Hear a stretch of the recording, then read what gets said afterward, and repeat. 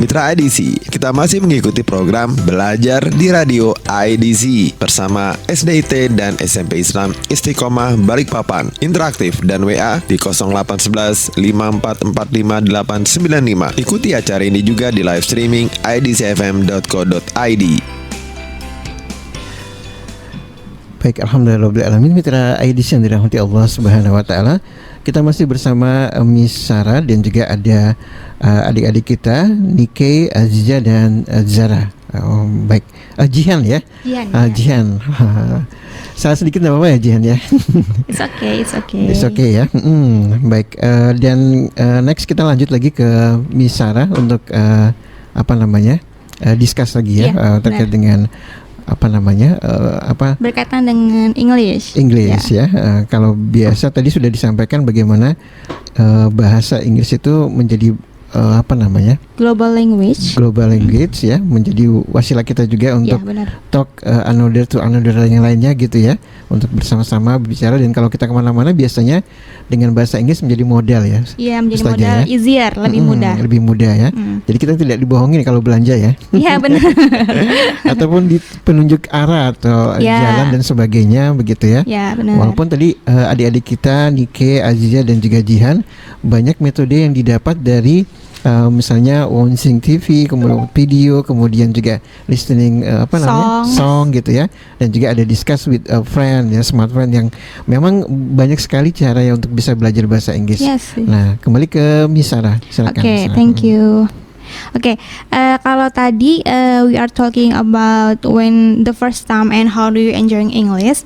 Saya mau move to what's the most difficult time, moment, or material in English. Jadi apa sih yang kira-kira ketika belajar bahasa Inggris itu kalian ngerasa susah, and how do you handle that?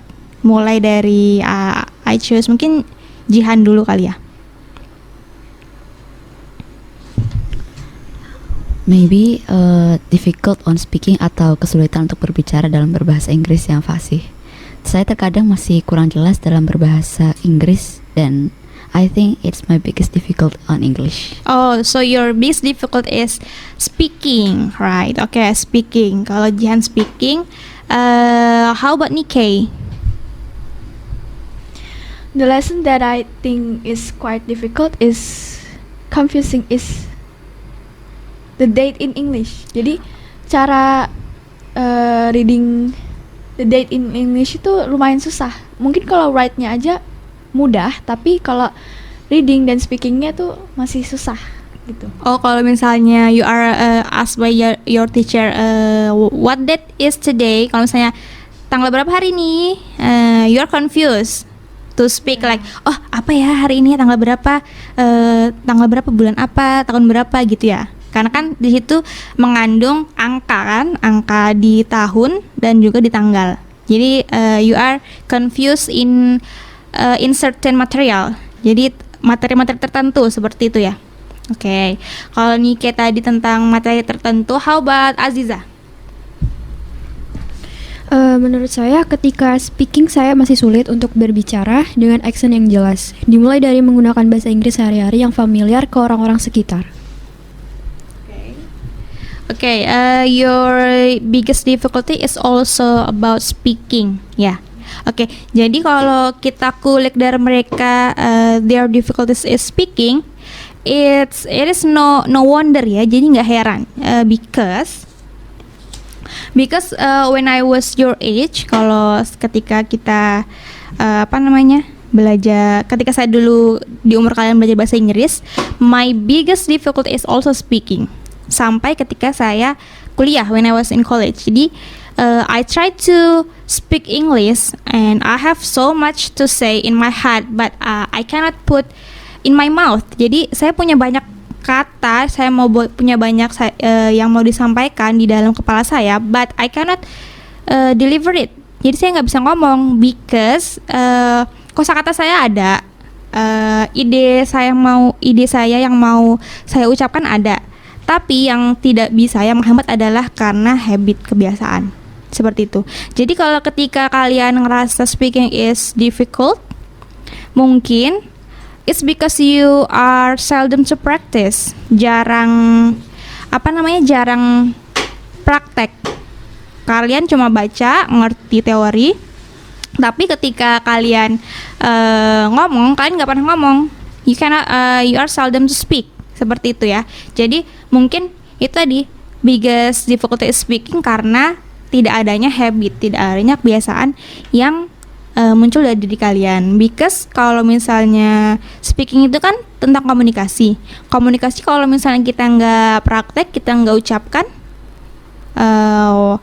what can you do?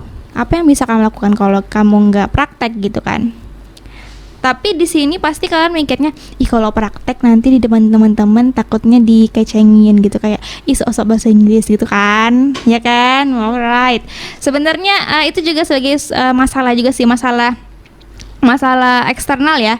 Because when I was in college, my major is English. Jadi jurusan saya bahasa Inggris, dan hal itu juga tidak bisa dihindari juga. Meskipun saya dalam lingkungan bahasa Inggris, ketika saya mau ngomong bahasa Inggris, juga ada sih beberapa temen yang kayak sok-sokan banget bahasa Inggris, so aktif banget. Padahal if we are thinking that speaking is really important, kayaknya mereka nggak bakal ngomong seperti itu, kayak gitu.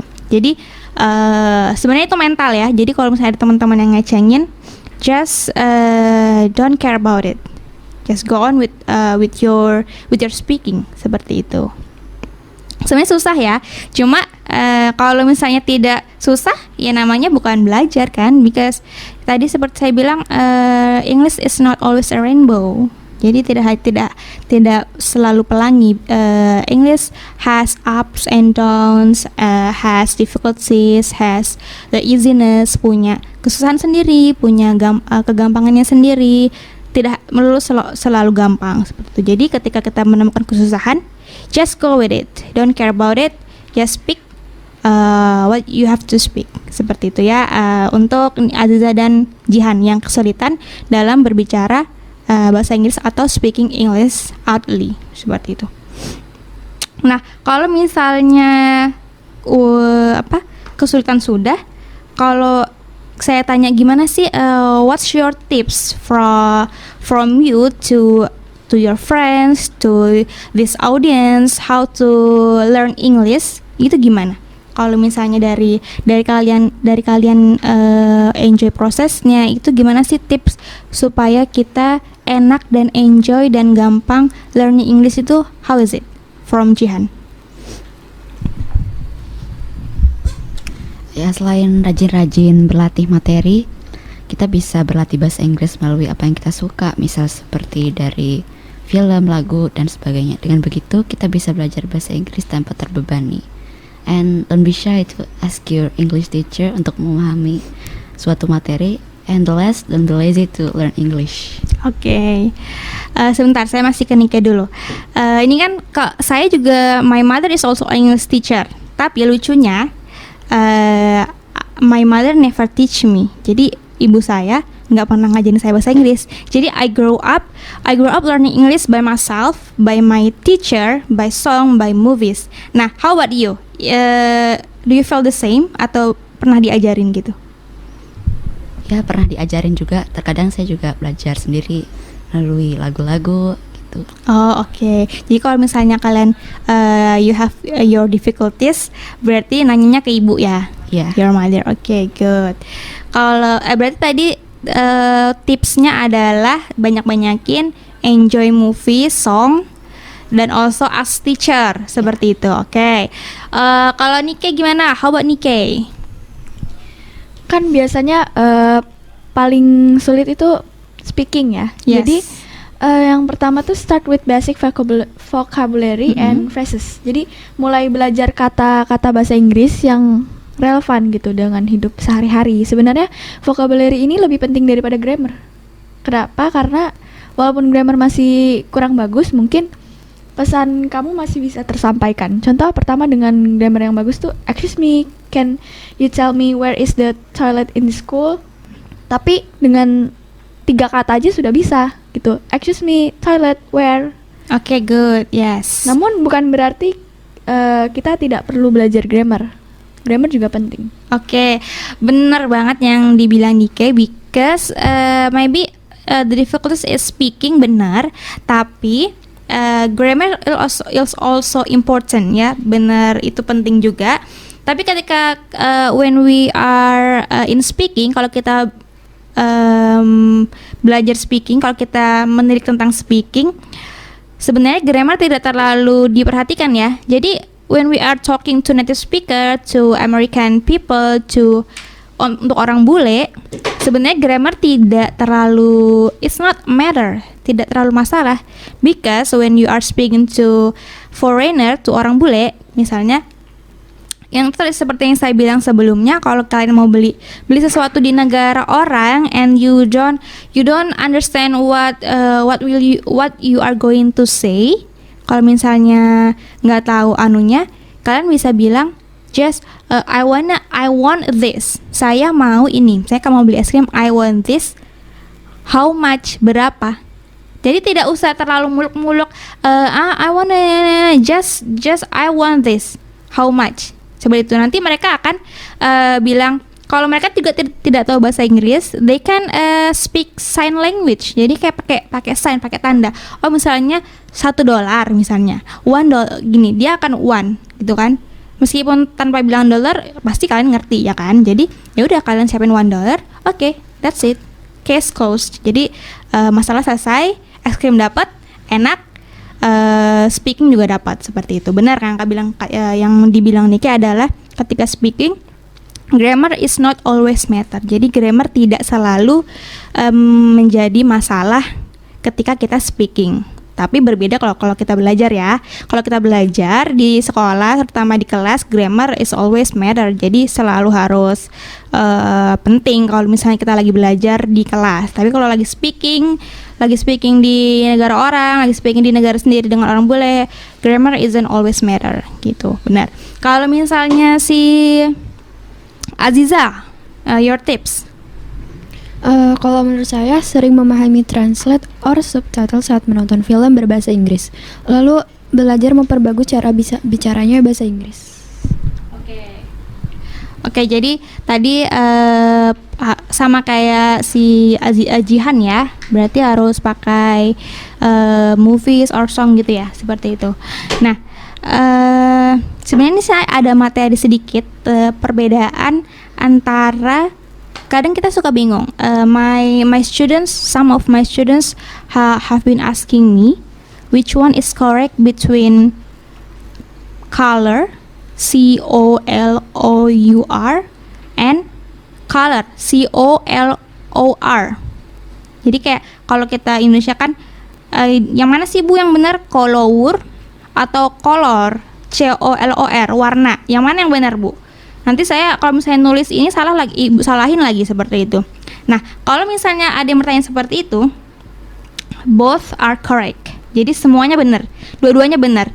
Jadi apa bedanya Bu? Gitu. What's the difference between color and color? Nah, yang membedakan adalah ketika kita belajar bahasa Inggris, it's not that simple. Jadi English itu banyak macamnya. Ada American English, ada British English, ada Canadian English, ada Indian English.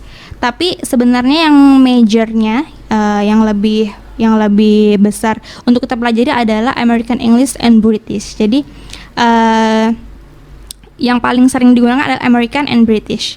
Tapi kalau misalnya di sekolah kita di sekolah manapun, kita prefer to American English because people consider American English is easier to learn.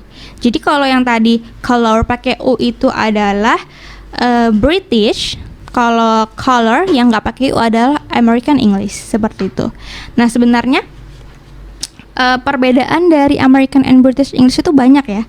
Jadi ada dari sisi rhotic speech, yaitu dimana kita nggak nge-pronounce R dalam sebuah kata. Misalnya kalau di British itu, kalau yang belum tahu, American English itu bahasa Inggris yang biasa digunakan oleh orang Amerika.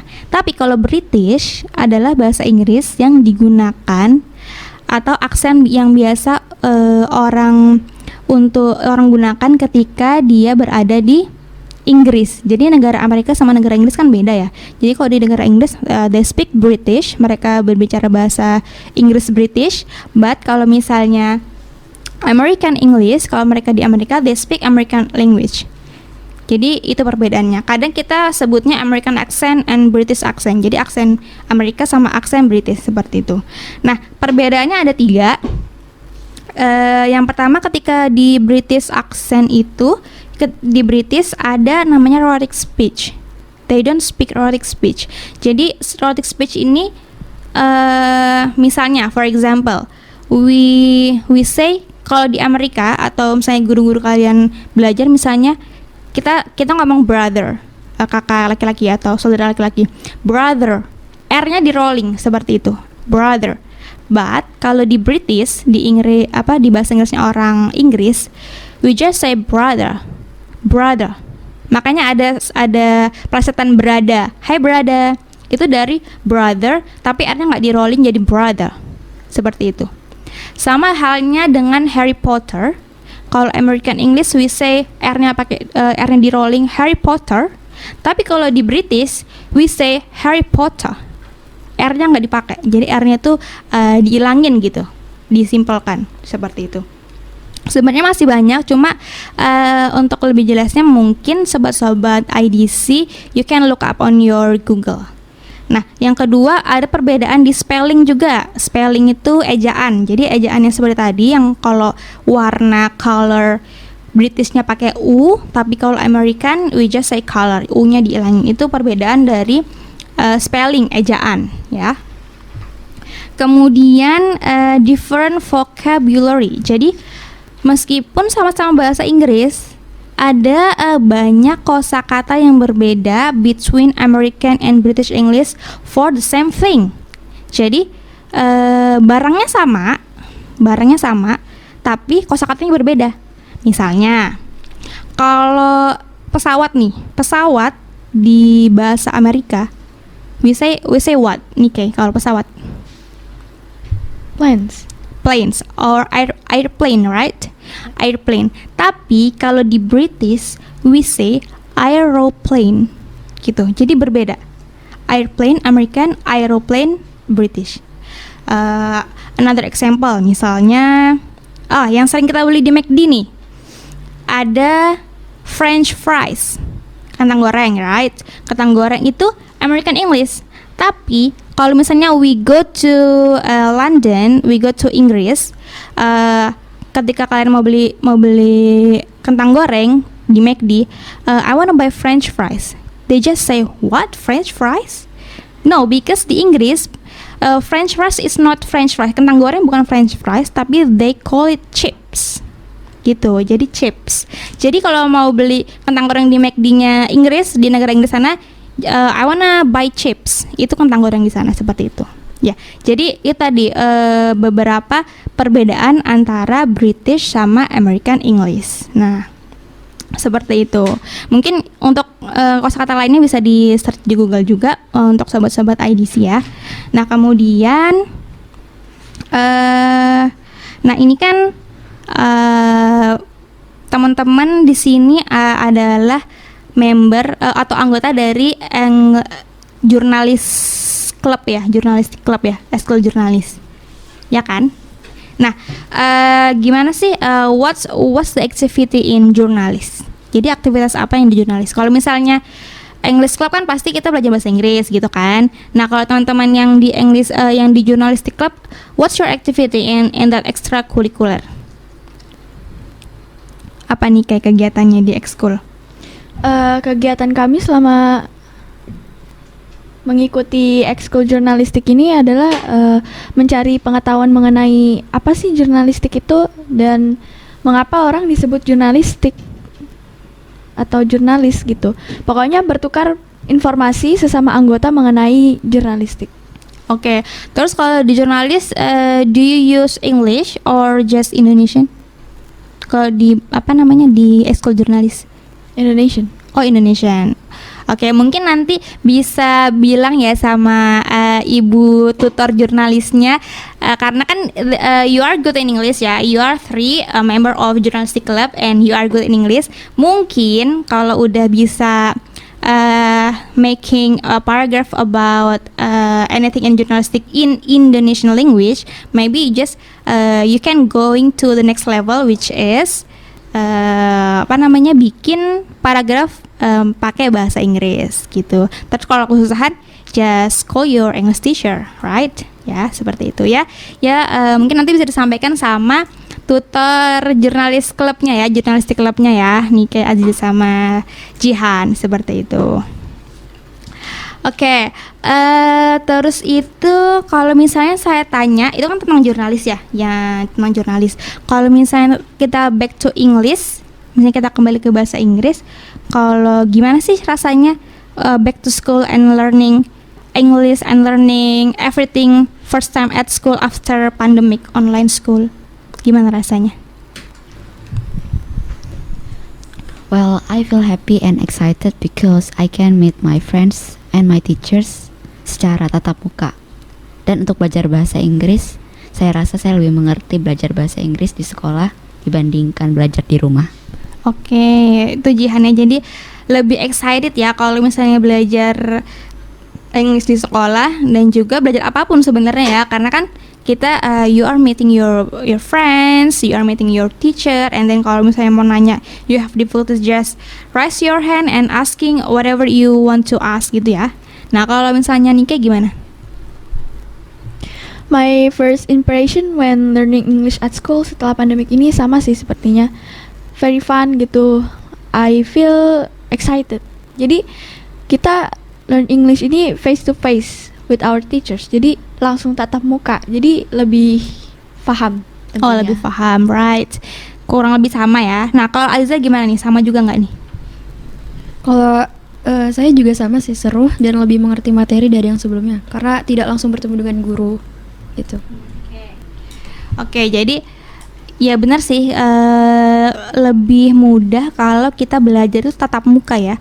Kalau online learning itu obstacle-nya adalah kita hanya bertemu di Zoom, kita hanya bertemu di media sosial, yang mana ketika kita mau bertanya tidak seluasa ketika kita offline school. Sama seperti yang saya rasakan sebenarnya when I'm teaching online, I just feel lonely.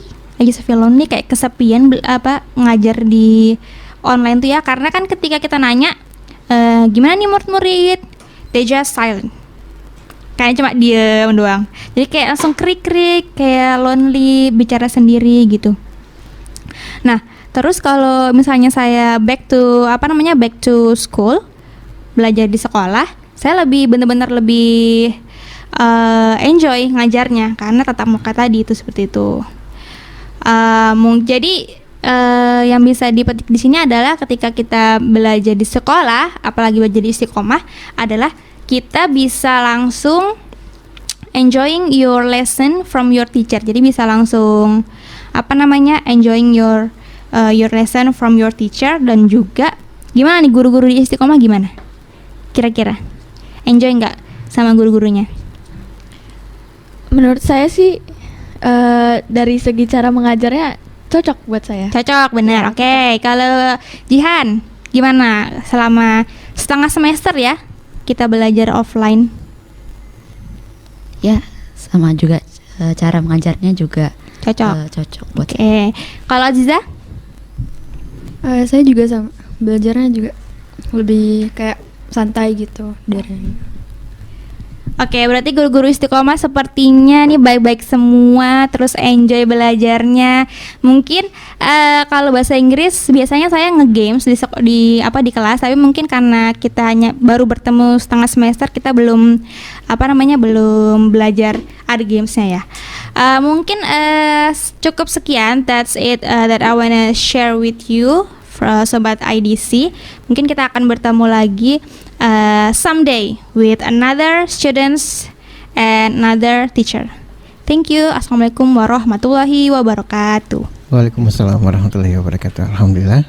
Demikian Mitra IDC belajar di radio bersama Misara. Walaupun bule-bule juga kadang-kadang Misara bule in market in Bringharjo not speaking English but speaking Jawa gitu ya. Ya benar.